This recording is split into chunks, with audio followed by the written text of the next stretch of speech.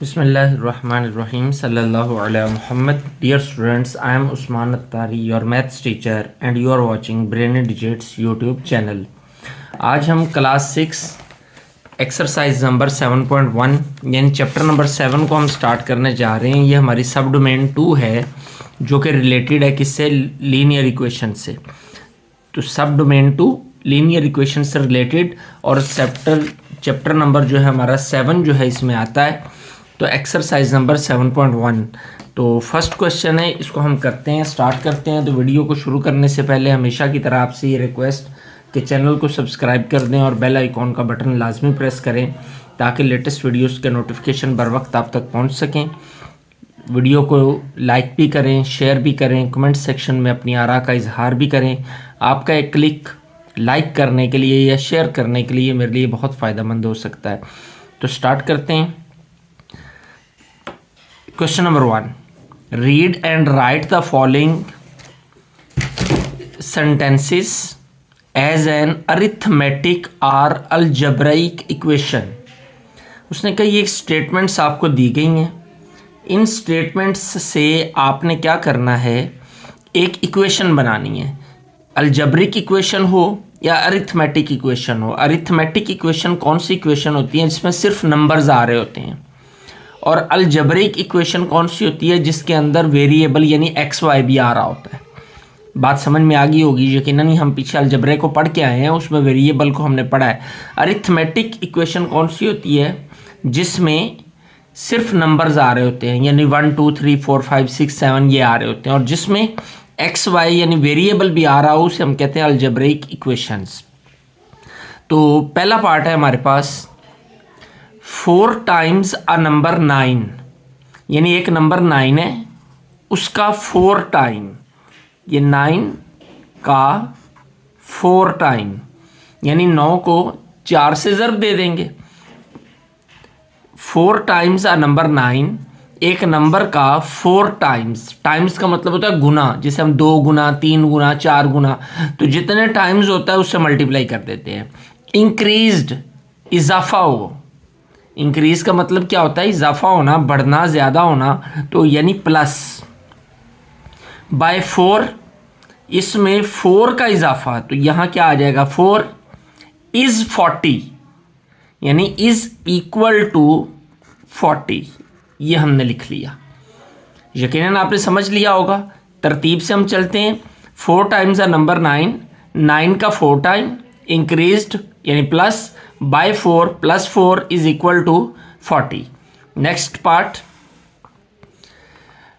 Twice a number 4, एक number 4 है उसका ट्वाइस, ट्वाइस कहते हैं डबल को, 2 को, तो ट्वाइस अ नंबर 4, 4 का 2 times, 2 Guna.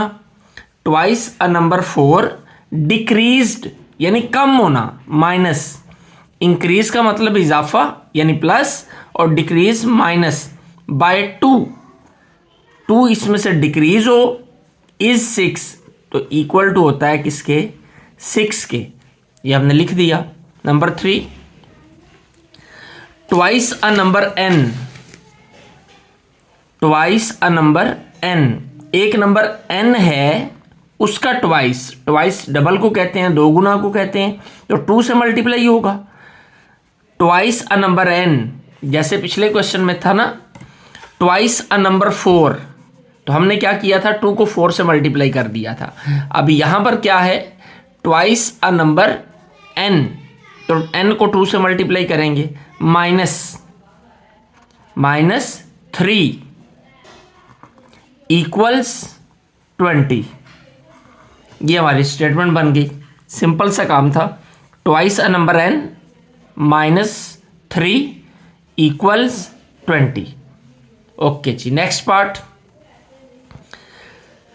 Half of a number x, एक x है नंबर है उसका आधा, हाफ आधा। अब x नंबर का हाफ, हाफ को हम कहते हैं 1/2, आधे के लिए 1/2 लिखा जाता है, ये याद रखना है आपने। 1/2 का मतलब आधा ही होता है, हाफ होता है। इंक्रीज्ड यानी प्लस, बाय 6 इक्वल 22, 22। ये हमारी स्टेटमेंट बन गई। नेक्स्ट, 3 टाइम्स 6 यानी 6 का 3 टाइम्स यानी 3 से 6 को मल्टीप्लाई कर देंगे। डिवाइडेड बाय यानी ये डिवाइड करना है हमने बाय 3 इज 6 यानी इज यहां पे इक्वलिटी के लिए आ रहा है, इक्वल टू 6। ये हमारा आंसर आ गया जी। Next part, a number increased by 7।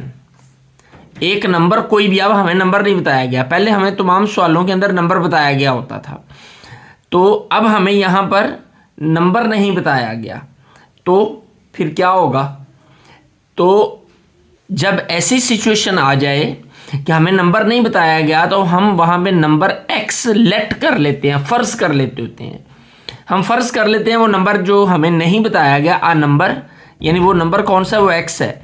Increased by 7, x plus 7 ये नंबर है, इंक्रीज्ड बाय 7 इज 14। तो ये किसके इक्वल है? ये 14 के इक्वल है। तो यूं हमारा पहला क्वेश्चन जो है वो कंप्लीट हो गया। Question number 2, right the following equations into words form. अब ये पहले क्वेश्चन का उलट है। पहले क्वेश्चन में हमें क्या दिया गया था, अगर हम देखें तो, कि पहले क्वेश्चन में हमें वर्ड्स फॉर्म दी गई थी, हमने इस तरह न्यूमेरिक फॉर्म में लिखा था, उसको नंबर्स की फॉर्म में लिखा था।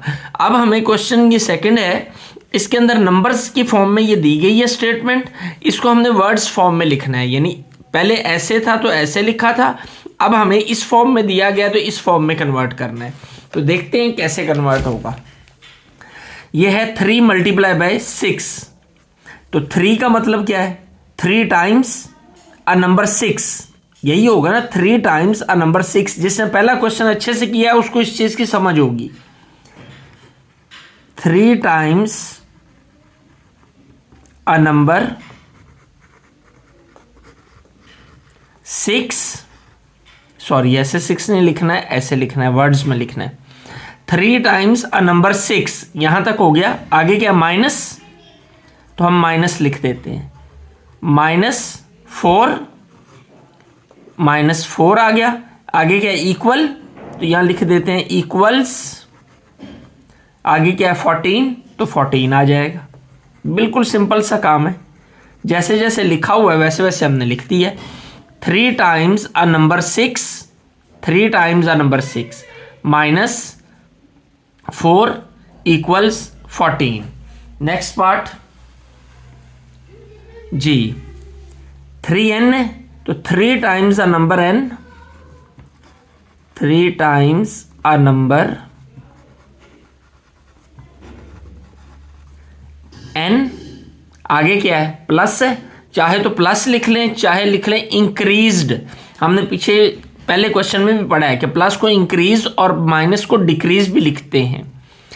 इंक्रीज्ड बाय, यहां प्लस भी लिख सकते हो। इंक्रीज्ड बाय 4 क्या है?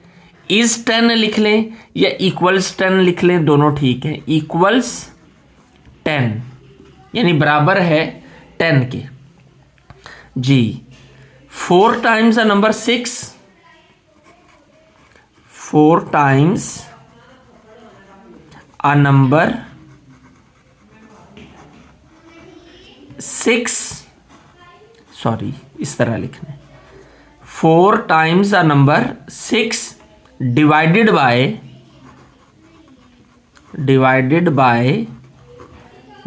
बाय 6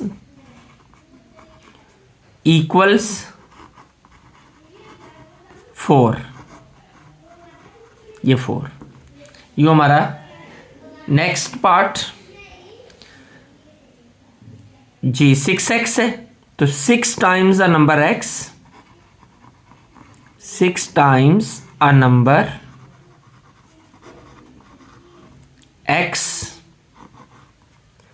-3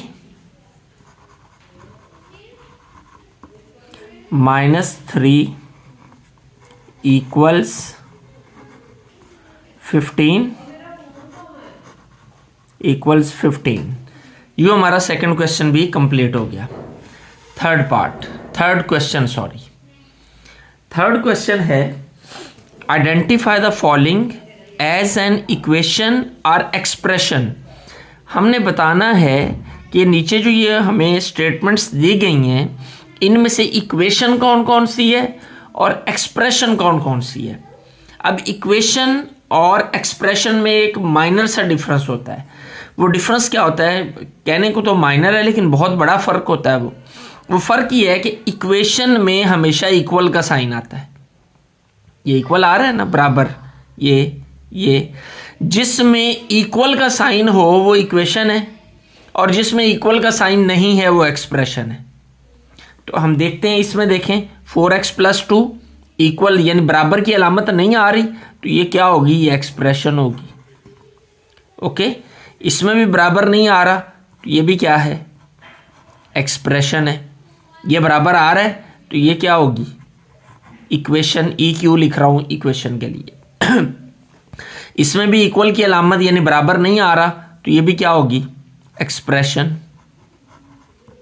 नेक्स्ट, इसमें ये बराबर की अलामत आ रही है तो ये क्या है, ये इक्वेशन है। ये बराबर है, ये भी इक्वेशन है।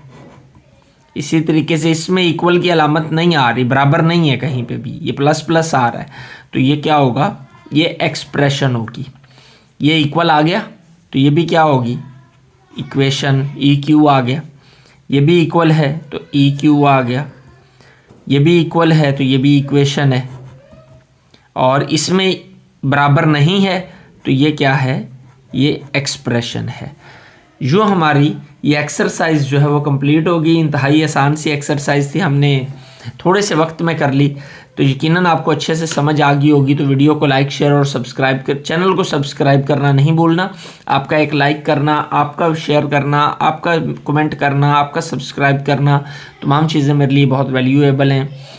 आपका एक लाइक मेरी इस वीडियो को बूस्ट करने में मेरा मुआविन हो सकता है, तो काइंडली थोड़ी सी एफर्ट डालकर लाइक और शेयर और कमेंट कर दिया करें। अल्लाह आपका हामी और नासिर हो। अस्सलाम वालेकुम।